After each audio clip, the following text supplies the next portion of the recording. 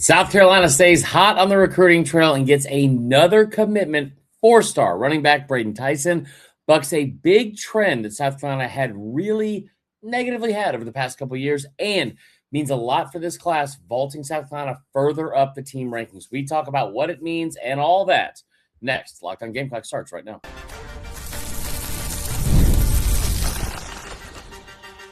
You are Locked On Gamecocks, your daily podcast on the South Carolina Gamecocks, part of the Locked On Podcast Network, your team every day. Guys, I am Chris Barler, host of the Locked On Gamecocks podcast, part of the Locked On Sports Podcast Network, now the number one sports podcast network in the country.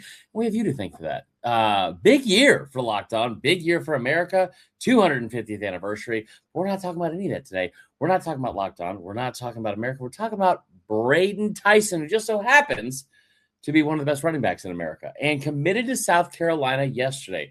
Pretty brutal intro there, guys. Got to say, probably should rehearse that, but here we are nonetheless. Four-star running back out of Brookwood High School in Snellville, Georgia, a high school I am all too familiar with, was the arch rival of my high school, and this kid is a good one. And yesterday, on Friday afternoon, he makes his commitment around 3:30 Eastern time.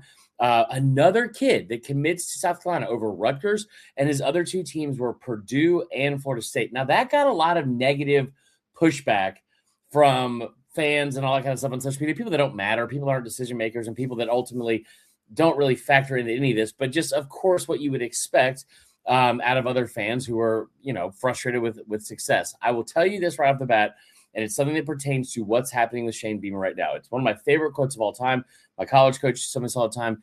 People will forgive you for a lot of things, but success is not one of them. And the success that South Carolina is having right now on the recruiting trail has been next to nobody. I mean, they are in a league of their own over the past 2 or 3 weeks.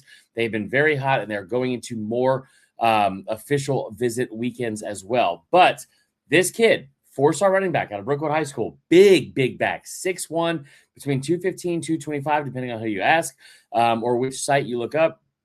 But a kid with a ton of production, a ton of skills that go along in his skill set, not a ton of speed, a bigger back that I think can maybe add speed and maybe find some of that once he gets to college and starts working at the next level with some of their trainers and stuff like that. But this is not a home run hitter necessarily at the collegiate level. Now in high school, he's got plenty of speed. I've watched his tape several times after he committed.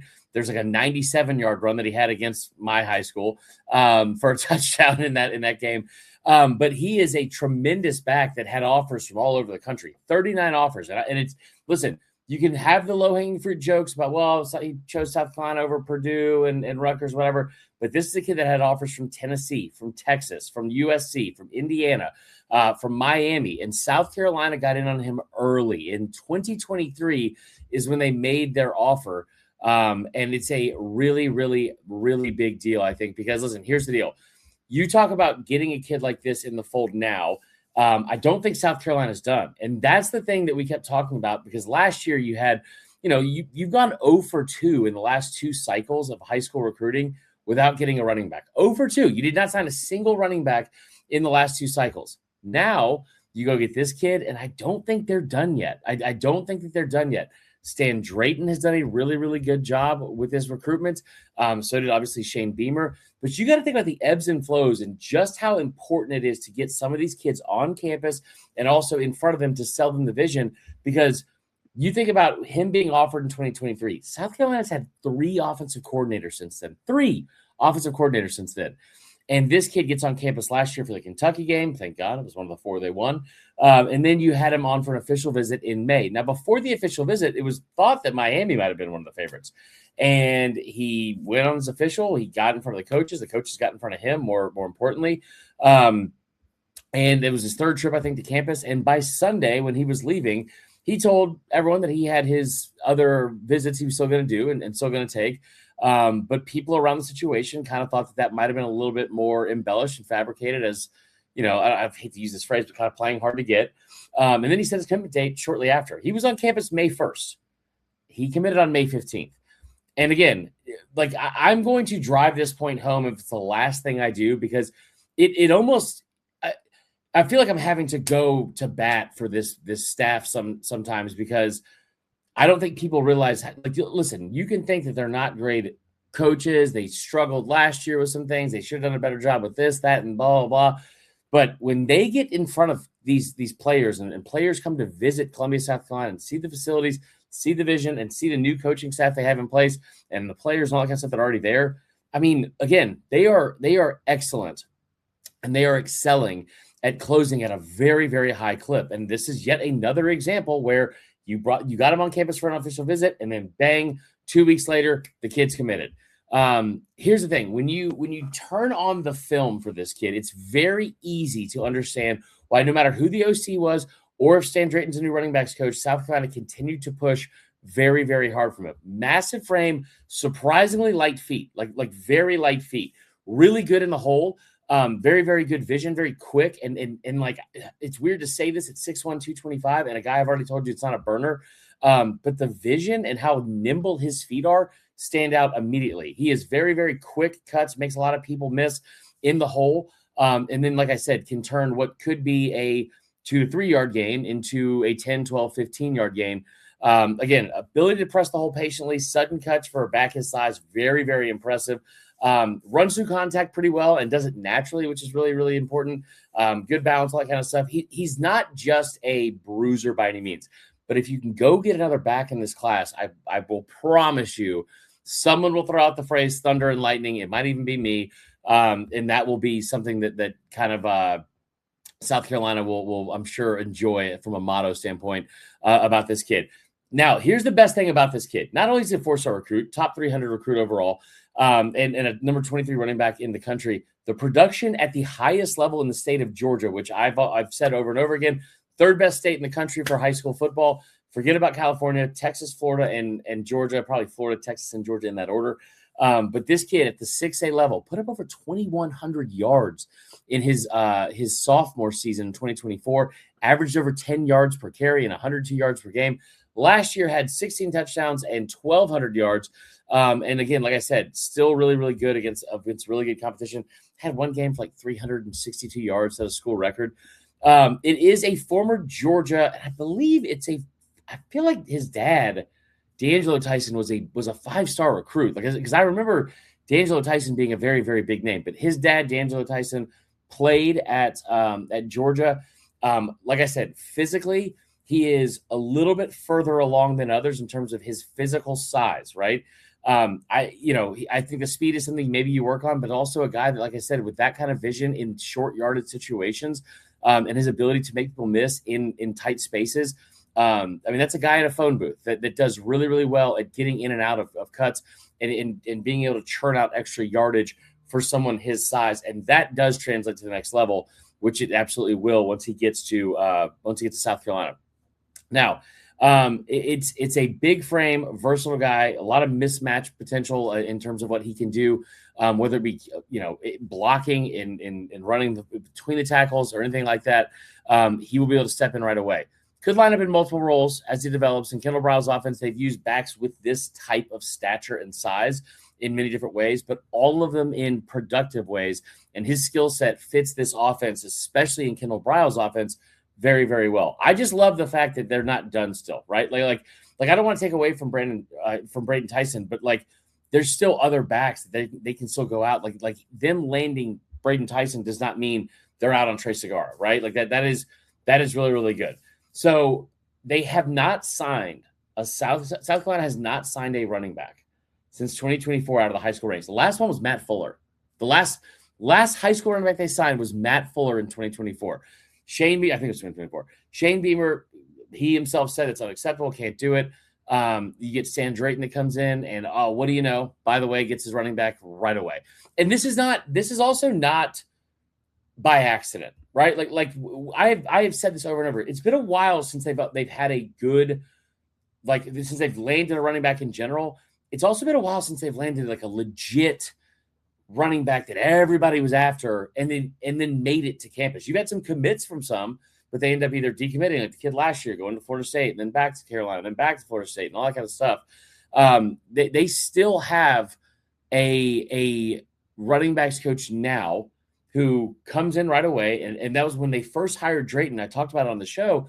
One of the things that was most impressive about him was not the track record of the production he had at different stops and some of the players that he was able to develop. I mean, like what he did at Penn State was incredible.